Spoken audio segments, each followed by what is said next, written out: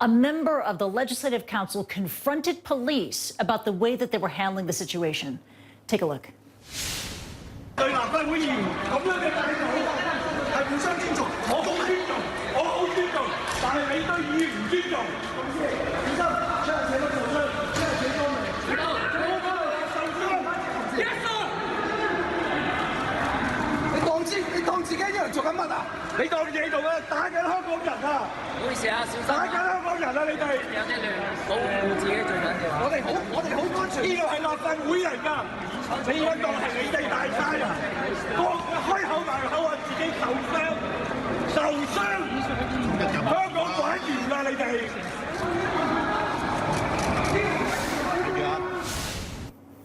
Charles Mok was the legislator you just saw in that video. He joins us now live.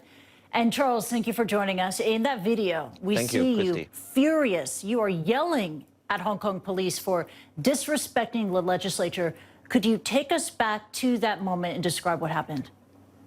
Well, what you didn't show right before we left the room that we were coming out from was actually why I got so angry at the time, because we're legislators, like a parliament, and what we saw yesterday was that the police were coming into our building, occupying the building in essence, and stationing there to supposedly help secure the security of our building. But in reality, what I saw was there were a couple of suspects that they have probably arrested, taken from the crowd, and brought into our building, and behind closed door.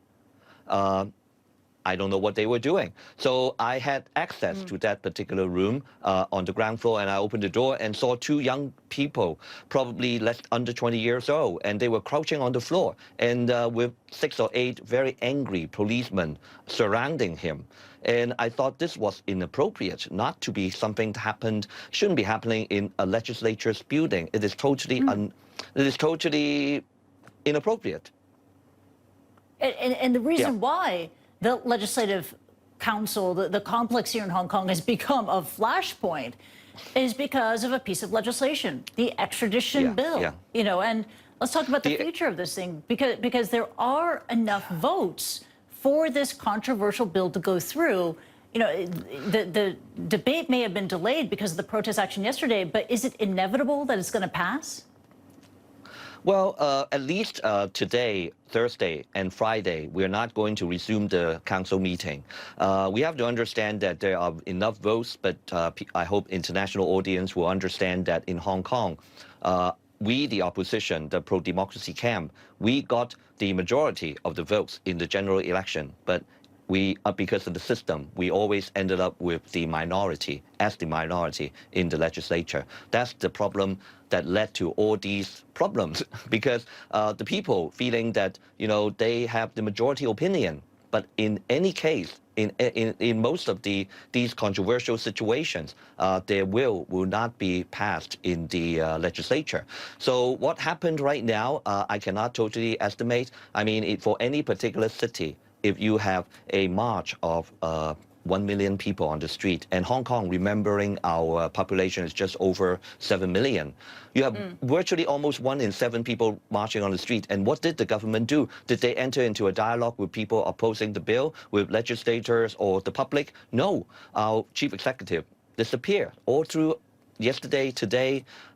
We could only see her on TV, taped, canned interviews and messages to say that these people are violent and so on. You show on the video that we just saw. I mean, these people are indeed charging the police line, but they were doing it with umbrellas. There were some shots of steel pipes on the ground, but there's no video shots of anybody hitting policemen with those weapons.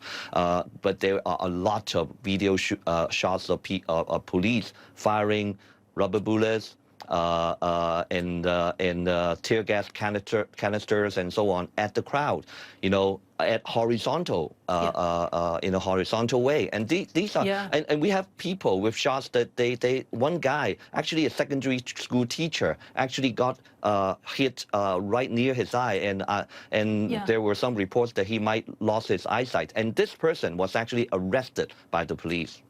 Yeah, and these are the Charles, rioters that they're talking about. Yeah, and CNN, the Hong Kong police are calling the protesters rioters, and we've made an appeal at CNN for eyewitnesses on the ground who have picked up any video of brutality that took place on Wednesday to send it, and you could find it off of my Twitter feed.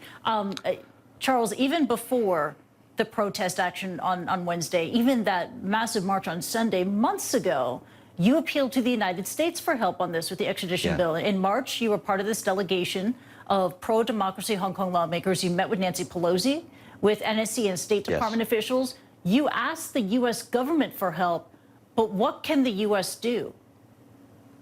Well, at the time, actually, the primary purpose of our visit back in March was actually to tell the U.S. government not to sanction Hong Kong because of the Hong Kong-U.S. Policy Act. And right at that time, the report was coming out. But we did tell them that we don't want the bill, if there were economic sanctions and so on, we don't want that to hurt all of Hong Kong.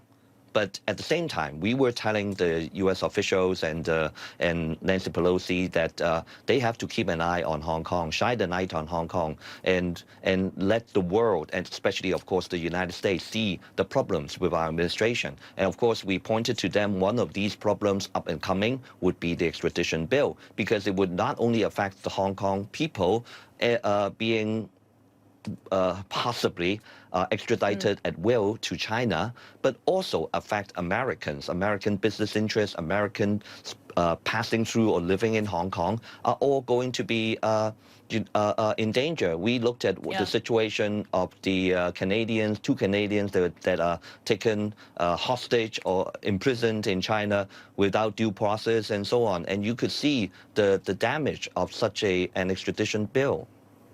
Yeah, that's why you made that appeal. Back in March, you knew that a storm was brewing. Charles Mok, thank you for joining us.